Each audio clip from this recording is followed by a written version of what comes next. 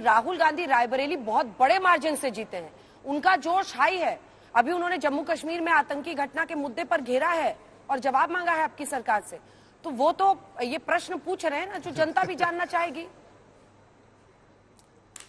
देखिए, ऐसा है कि उनके माँ बाप ने और उनके नानी ने वहां पर जो भी सींचा था उसका फल वो आज खा रहे हैं, उनकी वजह से नहीं है। ये रही है उनकी कॉन्स्टिट्यूएंसी। हर लोग जानते हैं कि किसी ने फल, अब पेड़ किसी ने लगाया तो आज फल मिल रहा है, तो इसका श्रेय तो उनको नहीं दे सकते। फल तो मिल रहा है, माला माल हो गए फल से। हकीकत है कि पेड़ लगाने वाला कोई और था। ठीक है, उनकी भूमिका रही, वहां पर लड़े, ये इतनी ही भूमिका है। जनता ने सपोर्ट किया इसलिए कि जनता वहां पर उनके जो पूर्वज है उनकी वजह से वहां पर उनको वोट दिया, उनकी वजह से नहीं। आज वो उनको लड़ना होता, जिनके वजह से वो कह रहे हैं कि अब अमेठी में 2004 से थे, वहां लड़ते और जीत दर्ज करते, तब ये बात सीने पे ठोक के कह सकते थे कि हम अपने बलबूते पे जीते हैं। लेकिन चूंकि वहां से भाग गए तो इनके कहने का कोई अर्थ नहीं होगा और ना उनको इस बात की मतलब इजाजत होगी कि भाई आप ऐसा जो है कहिए कि मैं यहां पर आके अपने बलबूते पे जीता हूं। दूसरी बात मैं कह रहा हूं कि मैं इनके पर कोई, इनके प्रवक्ता जो आलोक जी पे कोई टीका टिप्पणी नहीं कहता हूं, चाहे वो खुश हो या नाराज हो मैं नहीं कह सकता। लेकिन इनके जितने एमपी का अगर बंद बस्ते में डलवा दीजिए पर्ची, तो 99% लोग ये कहेंगे कि भाई राहुल गांधी से छुटकारा मिल जाए, या तो कहेंगे प्रियंका, या तो कहेंगे सोनिया, या तो कहेंगे कुछ और या कुछ और। तो ये और ये कुछ लोग तो पब्लिक में भी आके कहते हैं बहुत खुल के, बड़े बड़े लोग तो उनके लीडर उनको छोड़ के भाग गए कि राहुल जब तक रहेगा। और देखिए किस पार्टी से लोग के छोड़ के, अगर एक मिनट अगर हमारे पार्टी से कोई नाखुश होता तो छोड़ के जाता है ना। हमारे पार्टी से तो सब खुश है, तभी तो नहीं छोड़ के जाते। और आपके पार्टी में छोड़ने वाले का लाइन लगा हुआ है, उसी से ये तो आपके सामने है। इस हकीकत को क्या आप ठुकरा सकते हैं, इग्नोर कर सकते हैं? बताइए जरा आलोक जी, किस पार्टी से जो है दौड़ लगी हुई है जाने वालों की? अंजना जी, बहुत छोटा सा उत्तर देता हूं मैं इसमें। ठीक है, एक बार मलुक नागर आपकी बात का जवाब दे दें, क्योंकि आपने उन पर पर्सनल अटैक किया है। एक सेकंड में आ रही हूँ मलुक जी, वो जवाब दे दें, उसके बाद आ रही हूँ आलोक जी। बोलिए पर्सनल की बात नहीं, मैंने तो बस कांग्रेस से विधायक रहा और 2001 के एआईसीसी के सेशन में हम 3 सगे भाई एआईसीसी मेंबर थे, जो देश में कोई भी नहीं है। जहां तक बात है पार्टी की, कई बार तो कांग्रेस भी टूटी, फिर पहले कांग्रेस दूसरी थी, फिर कांग्रेस इंदिरा बनी, फिर सोनिया गांधी जी के टाइम में कांग्रेस, सोनिया गांधी जी ने कांग्रेस तिवारी बनाई। छोड़ देते हैं उस बात को। जहां तक बात आती है झूठ फैलाने की और बदनाम करने की, माननीय प्रधानमंत्री, माननीय गृह मंत्री जी ने साफ कहा, अगर बाबा साहब भी होते तो भी आरक्षण को नहीं बदला जा सकता था और हम भी नहीं बदलेंगे।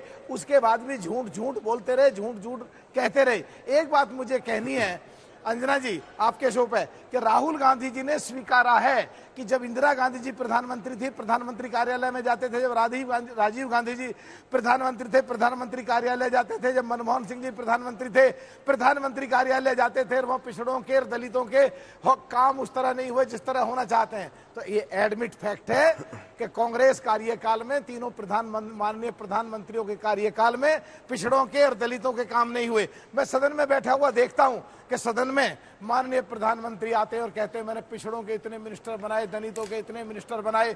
और पिछड़े समाज के जब राजस्थान में जाते हैं तो गुजरों के बारे में बहुत खुल के बात करते हैं। उत्तर प्रदेश में जब अलीगढ़ में जाते हैं तो पिछड़े समाज के जाटों के बारे में बात करते हैं। जम्मू कश्मीर में जाते हैं, राजस्थान में जाते हैं, झारखंड में जाते हैं तो आदिवासियों की और दलितों की दोनों की खुल के बात करते हैं।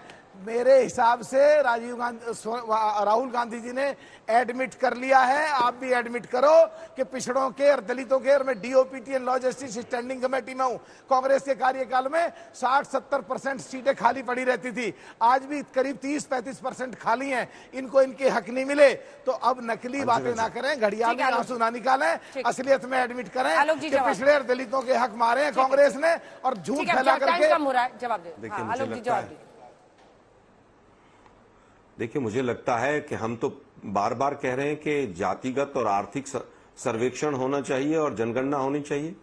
क्या मलूक नागर जी जिस वर्तमान पार्टी में हैं अभी, क्या वो पार्टी उसको सपोर्ट करती है? मुझे तो नहीं लगता करती है।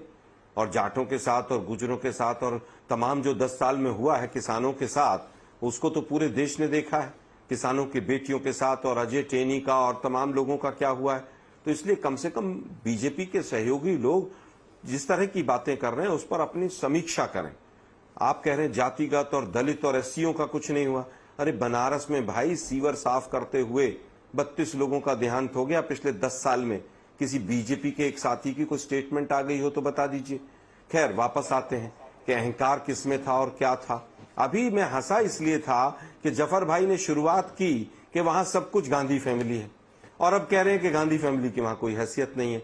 तो जफर भाई पहले तय कर लीजिए कि सही वास्तव में किसकी क्या हैसियत है और किसकी नहीं है। एक ही शो में आपके 2 वर्जन आ गए। अमेठी की जनता ने जिस तरह से स्मृति ईरानी जी का अहंकार तोड़ा है, स्मृति ईरानी जी के अहंकार की वजह से वहां किस तरह से नाराजगी थी उसको देखिए।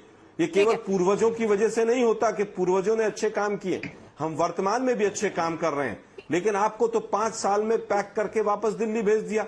इस बात का उत्तर दीजिए कि 5 साल में अगर आपकी सरकार थी। आशुतोष जी एक छोटा सा जवाब, क्या विपक्ष ने आरक्षण पर जानबूझकर झूठ नहीं बोला? ये जो इनका आरोप है इस पर जवाब नहीं आया है। बिल्कुल, मैं बिल्कुल यही बात कर रहा हूँ कि ये जो बात बोली गई कि झूठ बोला गया है आरक्षण को लेके या किसी भी चीज को लेके, ये गलत है। अगर ये झूठ बोला गया है तो 15 लाख आएंगे, ये भी झूठ बोला जाएगा। ये झूठ बोला गया है तो ये भी बोला जाएगा कि हम अच्छे दिन ला रहे हैं। ये झूठ बोला जाएगा हम पीओके पे कब्जा कर लेंगे, ये भी झूठ है। देखिए इसका इतना कह के आप जनता को अंडर एस्टिमेट नहीं कर सकते हैं। जनता सिर्फ आपके भाषणों को नहीं सुनती है, अपने पिछले कार्यकालों को चुनती है।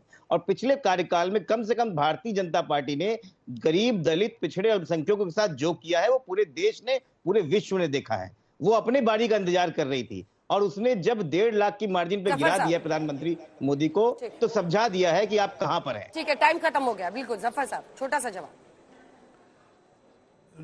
बस मैं इतना कहना चाहता हूं कि ये सारी चीजें, झूठ का फैक्ट्री जो है इन लोगों ने खोल दिया था उत्तर प्रदेश में, पूरे देश में।